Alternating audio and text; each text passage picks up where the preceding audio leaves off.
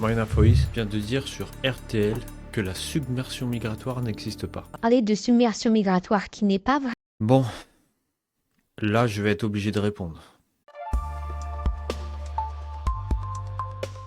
Donc elle vient de dire que la submersion migratoire c'est pas vrai. Mais pourquoi tu viens pas à Paris? Pourquoi tu vas pas à Gare du Nord? Pourquoi tu vas pas à Châtelet? Hein? Pourquoi? Pourquoi tu vas pas à Barbès? À Clignancourt? On le voit dans les quartiers que je viens de citer. Tu vois surtout l'Afrique et le Maghreb. On voit pas la France. Faut arrêter de déconner. Peut-être que l'infrastructure c'est la France, si tu vois que c'est Paris. Il faudrait l'emmener juste en Belgique. Juste emmener-la à Belgique ou juste à Roubaix même. À Roubaix, allez. Elle voit pas ce qui se passe en Angleterre aussi, comment c'est chaud. Et donc si tu prends son exemple, pour elle, avoir une vie décente, c'est vivre en Europe. C'est-à-dire que tu peux pas avoir une vie décente dans d'autres pays. Elle parle de peur. Mais de quelle peur elle parle? Moi, personnellement, je pense pas que les gens ils aient peur. Je pense pas que vous ou moi on ait peur. Je pense que surtout, tout ce que le peuple il demande, c'est qu'on s'occupe de son pays, qu'on s'occupe d'eux, qu'on essaye de les mettre bien. On donne tout aux autres et nous on n'a rien. C'est ça qu'on veut. D'où elle parle de peur? Je crois qu'elle a pas compris. Donc elle dit qu'une famine syrienne qui arrive, ça fait rouvrir des boulangeries, ça fait marcher l'école.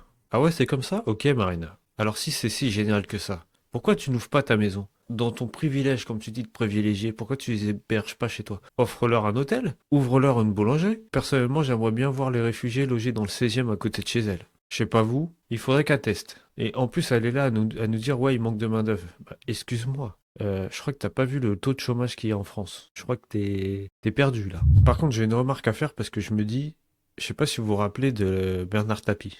Il disait à peu près la même chose, non? Il était toujours du côté des immigrés, toujours à dire qu'il fallait les aider. Mais qu'est-ce qui lui arrivait? Vous vous rappelez ou pas? Il s'est pas fait cambrioler par des jeunes issus de l'immigration? Il aura même dit cette phrase. Mais j'ai toujours été de votre côté. Il était choqué, hein? Donc, qu'est-ce qu'on peut dire? Dans son discours, il pensait protéger quelqu'un, mais en vérité, il protégeait personne. Elle est là aussi à dire que le français n'est pas menacé. Parce que elle croit que le français, il a peur. Mais la menace, c'est pas que les gens y viennent. La menace, c'est la culture, justement. Est-ce que vous avez remarqué, vous aussi, dans certains quartiers, on n'entend plus un mot de français, même à l'école?